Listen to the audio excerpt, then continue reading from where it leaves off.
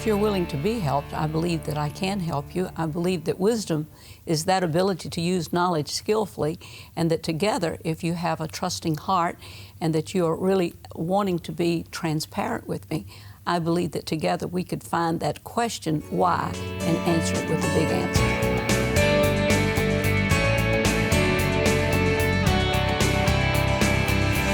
Well, because I don't know what you already have, I can tell you what I have to offer. I have a hearing heart.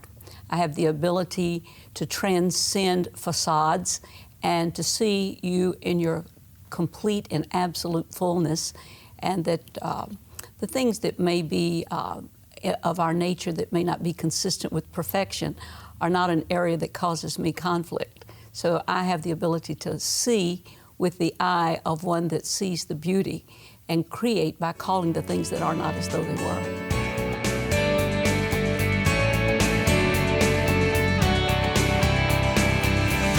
The first thing that you're going to have to do is take a deep breath. And when you take that deep breath, remind yourself of who you are and whose you are.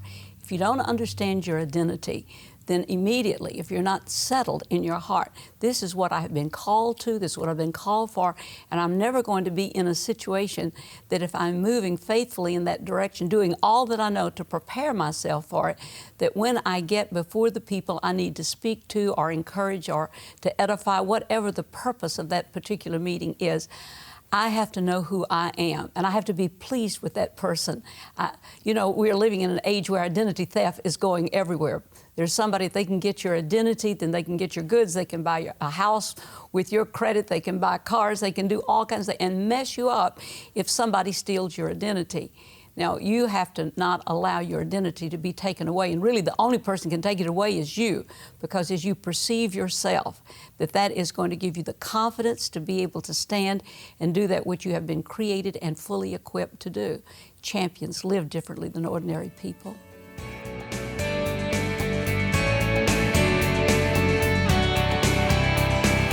But you know exactly what we're talking about. Now, most people don't know who they are, and they don't know whose they are. They don't know where they're going, and they don't know how they're going to get there. They don't understand the difference between purpose and destiny.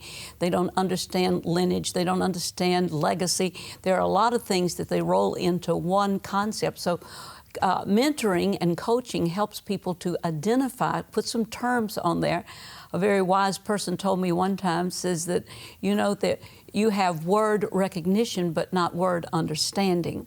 And so many times knowledge of a thing is not necessarily possession of it.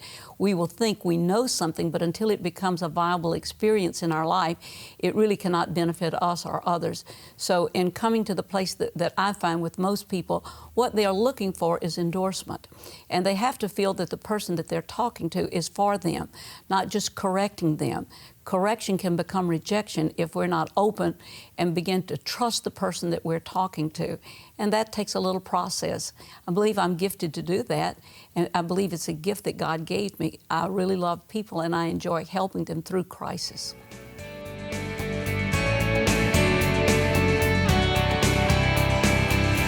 Well, it's so interesting because when a person realizes, you know, I need some help in getting myself in a situation that's going to be conducive for growth or extension or expansion of my personal life, my relationships, my employment, that most people come because they're stuck.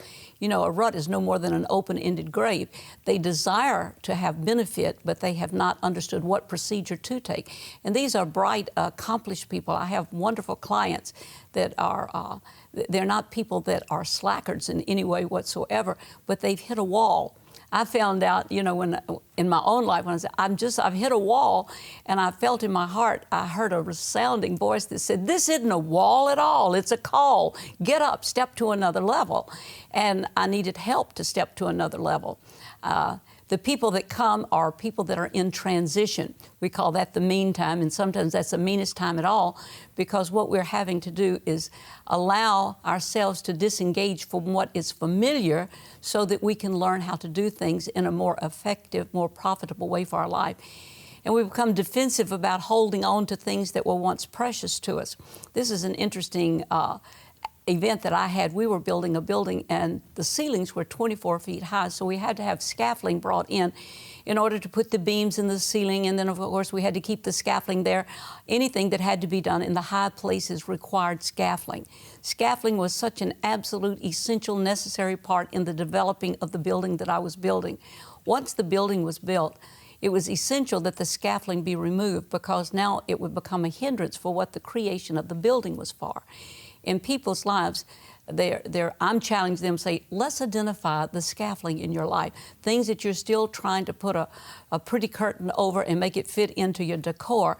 And all it is doing is taking up time and space of things that you are being called to be a part of now.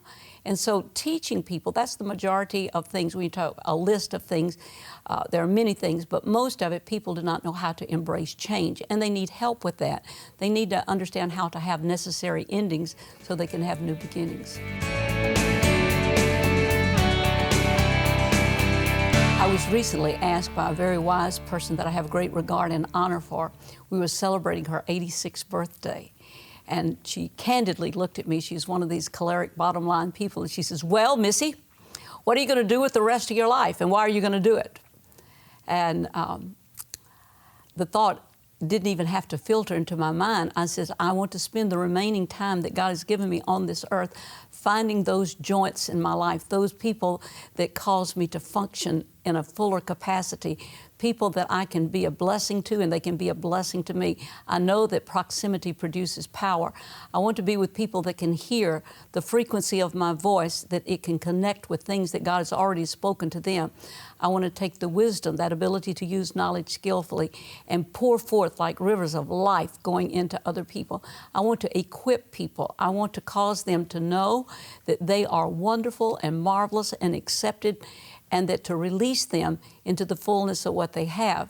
And I have found that list of people is most unusual because at the stage and age of life that I am in at this particular point, I'm a great-grandmother, and I am finding children 5 and 6 years old are drawn to me like a magnet. I am finding teenagers love to be with me. I'm finding old folks love to be with me. So I don't have a demographics of age. I have a demographics of hearts. People that can actually hear what I'm saying and that are drawn to the transparency and the reality that there is the love of God that is being shed abroad, that's drawing people to say, hey, there's something about you. I believe you could teach me. I believe you could help me. And those people that have that in their heart, that's the people I'm looking for. I don't need clients for the sake of, I've got to have a job. I'm looking for those people of like nature and like ability that want to increase and cause their gifts, talents, and abilities to be released in the now.